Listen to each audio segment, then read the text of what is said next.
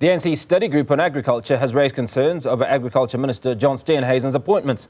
Roman Cabanac, a controversial podcaster, has been appointed as the Chief of Staff in Steenhuisen's office.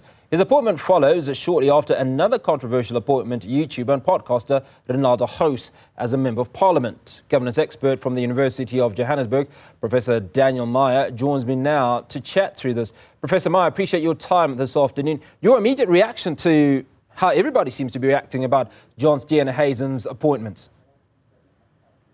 Good afternoon. Yes, it's been very disappointing to read and to hear about these appointments. It seems like he's looking at appointing senior government officials that hasn't got the experience or the qualifications to fit those positions. So that's exactly what the DA was talking about when they took the ANC to court in 2022. Asking for the cadre deployment records, and it seems like Minister Steenhuisen is now doing similar actions.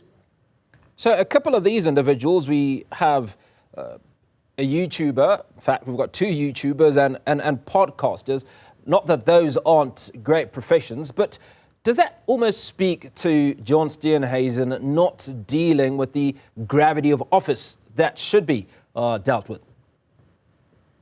Yeah, if you look at all of the research, even the future of government, that was the document done by the World Economic Forum 2013, I think it was then, it indicates that we need to appoint the best of the best in government. And I think that's where we've seen over the last 30 years, we haven't appointed the best of the best.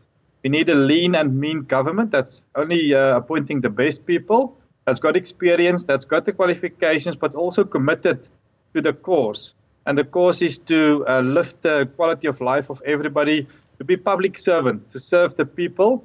And if you appoint loyal party members or political intervention in appointments, my opinion is that you cannot appoint the best of the best, and you'll have an impact on service delivery. We've seen it. The Zondo Commission has also investigated cadre deployment, and it has led to government failures, corruption, and many other negative impacts on service delivery.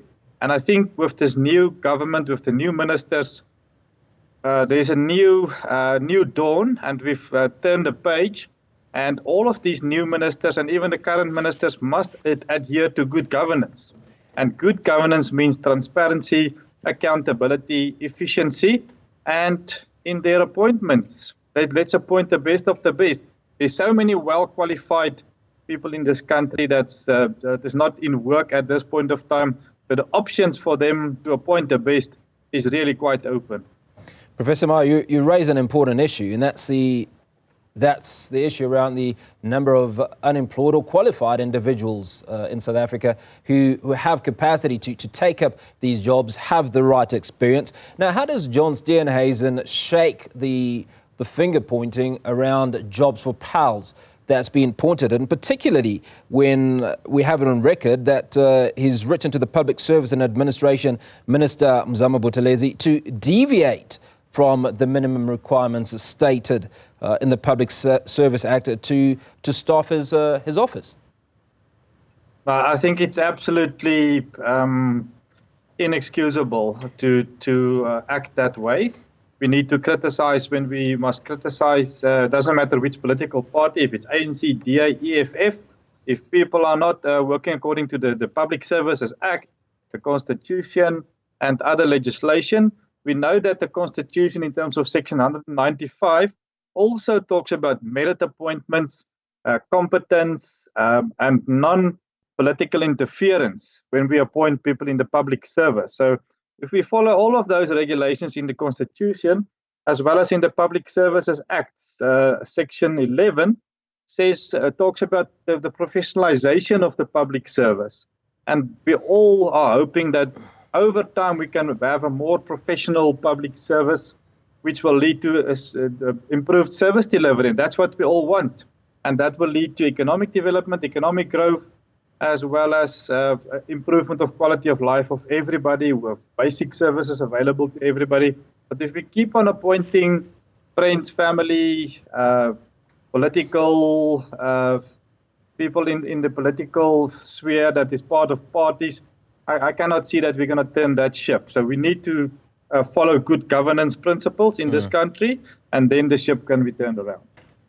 Now, John Steenhuisen is often criticised for only having a matric qualification, right? Now, in your view, how significant is this in the context of his role as a political leader, and what impact might it have on his decision-making and governance?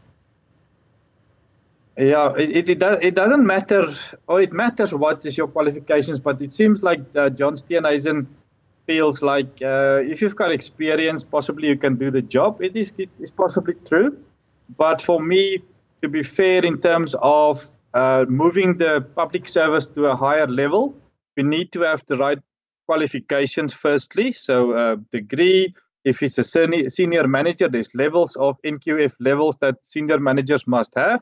So qualifications, the right number of experience and the right kind of experience for the job. For example, the senior manager hasn't got the right experience or the qualifications. And then also commitment to the public service. Those three things I feel will make a public servant a very good appointee. Plus, the commitment side of it is really, really important, that people in the public service must serve all of us, not only specific, let's say, parties or part of the community, but for everybody. And that is what we need to go forward. And that's why this new government is not only a single party, but a mixture of a number of political parties. And that gives us hope. And that's why the markets has been responding so positively towards this new government. They are more open to the private sector, participation in the private sector. So overall, it's very positive outlook. But let's hope the new ministers and John Steenhuisen will reconsider this and appoint the best of the best for everybody in the country. So where's public trust in this conversation? Now, given Steenhuisen's background and his approach to cadre deployment, right? And he's spoken out and vilified it, saying that the ANC has abused office. They've invited and hired their friends and their mates and so on. You know, multiple conversations in this light, right? And he seems to be doing exactly the same. 100% correct. I agree with that. If all the reports are true, definitely he should reconsider this. It's not within the principles of good governance. As I've said, transparency, openness, accountability, effectiveness, and it will lead to more finger pointing, more corruption, more weakening of institutions, even his own department. SOEs has been struggling with this. The ANC in the past appointed cadres within ESCOM and other law enforcement agencies, and that's why we sit where we sit. That's why we had the Zondo Commission. A huge part of the Zondo Commission investigated the cadre deployment and found that it also were part of this process of failure of certain departments within the government, and it led to corruption. So I'm hoping that he's going to reconsider this. The DA should also intervene here, because they were the party that took the ANC to court in terms of the cadre deployment processes. And they must have their own clean their own house before they can accuse anybody else. But it's for everybody. All State Department, government officials, we need to appoint based on merit, competency, and no political interference. Well, finally, Professor Meyer, it obviously doesn't follow that these individuals that have been appointed, if they have been appointed indeed by John Steenhuisen, are incompetent individuals. In fact, I think he's written to the Public Service and Administration Minister asking for him to deviate from the minimum requirements. Is this a standard process? Can you write to the Public Service and Administration Minister and ask to deviate because you want to employ individuals, not necessarily because it's a job for pals or because they're not qualified, but because you strongly feel that they're the most suited to what it is that you're trying to achieve in your office? I don't feel that is standard procedure. As I've said, there's so many people available with good experience, with the right qualifications, even people exiting from universities that is ready to work, that's well-trained people in public management and administration. So I think there's a lot of options for him. Why singling out these 3 or 4 people that should be the best of the best. They are clearly not the best of the best if we test it against qualifications, experience, and commitment to the general service delivery of government. So for me, if all of these reports are true, it doesn't make sense. So I would like him to reconsider this and have an open and transparent process to appoint people within his department and his support team for the future and for the best of all of us.